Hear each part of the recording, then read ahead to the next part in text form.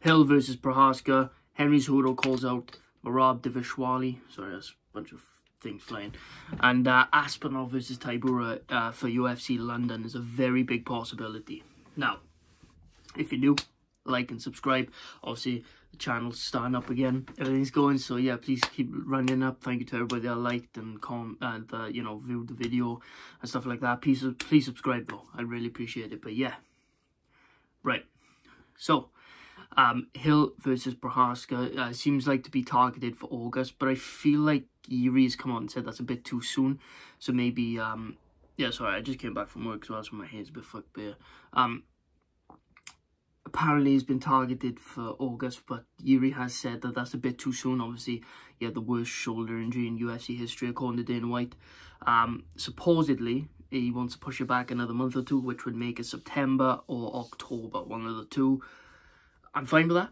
That's a decent, it'd be a decent addition to any of those cards. I can't quite remember what's on the September cards or the October cards, but yeah, not terrible at all. I'm happy with that. To be fair, it's a good fight to make though. I feel like this is the perfect style matchup for, I hate to say it, but for Jamal Hill. I'm actually picking Jamal Hill for now. I just want, obviously, factors can change that, but it's probably going to stay on Jamal Hill. Obviously, I don't go, if you guys are new here, I don't go too into detail until I actually get to the fight though, if I'm breaking down the card. But yeah. Tomorrow, by the way, the Rosenstrike card will be out. Yeah, so yeah. But yeah, I'm going to be completely honest with you. I do think Jamal Hill is going to win this fight. I think it's a terrible stylistic matchup for Jiri. Only because, not because of straight skill or straight grit or anything like that, cardio or anything, stuff like that. It's because of the way that Jiri fights and the way that Jamal Hill fights, also including Jiri Prohaska does not have an iron chin, and he makes questionable decisions when he gets wobbled, which a fighter like Jamal Hill will take advantage of. So, but it is a close fight, but I do see Jamal Hill getting the dub by KO. Obviously, like I said, I'm not going to go too into detail, but I do think that's what's going to happen. Obviously, Cejudo calls out Merab. Obviously, if you guys don't know, right, Merab obviously made his way to the top of the bantamweight division by failing takedowns and fighting like a Jordan fighter, because none of you have heart, you're all faggots. Yeah, I mean, I look at it like he's still got insane cardio, clearly on some sort of EPO, something like that. Crazy cardio, but here's how I'm looking at it, right? If someone like I honestly think, right, I know it sounds crazy, right, but if Merab and Sterling were to go one-on-one, obviously they won't, because, he's the gremlin, is Sterling's little cuck that beats all the contenders for him. I honestly believe that it would be an extremely close fight, and I actually think Merab might edge that out by decision, by like 55 failed takedowns, and just crotch sniffing and just landing little shots in the clinch, or like when he's downed, something like that. But yeah, anyway, it's a tough fight for both, but I think Merab will get that done. I think Merab's pace will shock Cejudo, because Sterling brings a different type of pace. He will grind on the same takedown over and over again, where Merab will grind on it for a little bit and then reset and then shoot another takedown, reset, shoot another takedown, and just rinse and repeat until he finally gets a takedown. But then when he does take people down, they just pop straight back up, so, it's pointless. But yeah, obviously the EPO allows him to have the cardio for it. But, yeah, I mean, it's a good fight, though. I mean, I'm glad that Cejudo wants to stay active. I'm glad that he's not retiring yet. But I do see Merab taking that dub. So, yeah, it's unfortunate for Cejudo, though, because I honestly feel like... I honestly feel like he should get a different matchup.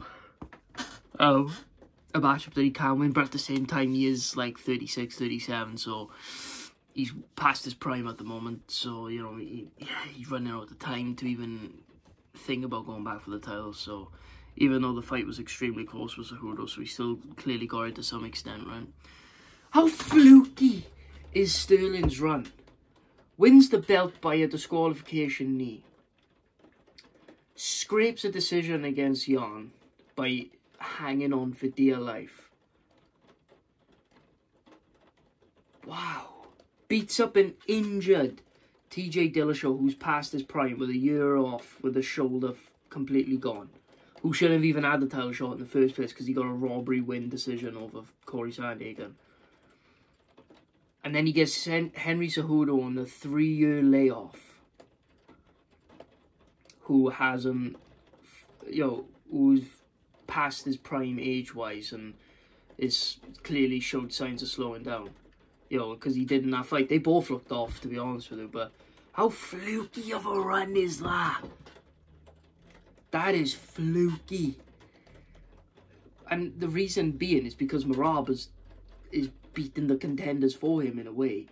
So it's like, that's crazy to me. But yeah, that's a fluky run. But yeah, it's a tough matchup, man. But I do see Merab taking that pretty easily, to be fair. And the last bit of news, because obviously this is a quick news summary. Aspinall versus Tybura is targeted for UFC London now. If this is to happen, I do fancy Aspinall's chances by KO. Tybura, he just doesn't have the style to beat Aspinall. A guy like Aspinall who sprawls very well, who's very good at wrestling himself, great jiu-jitsu, great awareness, and his range control is very good. He's very good at picking his shots too. And I feel like, Tybura's taken a couple of KOs. He's been wobbled a lot, dropped a lot. And someone like Aspinall, he's going to be able to connect sweetly on the chin. I think Tybura's chin is coming to that expiry date. And Tom Aspinall, like I said, he's shown the ability to, if he's on top of you, he's able to submit to, or he's able to take you down in the first place. Maybe he won't take down Tybura, but I don't think he'll have to be honest with you. It was kind of like against Sergey Spivak. He didn't have to take Sergey down. He just had to be patient, land his shots, and then when they got in the clinch, he landed that flush elbow on his dome and dropped him and then KO'd him. So it's one of those, but I feel like if Aspinall can come back, as long as his knee's okay, I'm going to bet that his knee's okay enough to fight the caliber of striker like Tybura. Obviously, I'm saying that in quotations because Tybura is not a striker, but yeah, I feel like that's how it does. So yeah, I see Aspinall winning that by KO in the first round, if it is to go through when his knee's okay and he's able to put pressure on it, able to kick. I feel like I can see it happening. So yeah, anyway guys, thanks so much for watching. Let's keep it real MMA. Please like, subscribe, share, comment, all that. Right, let's grow this channel. Thanks so much for watching. I'll see you guys in the next video. Peace.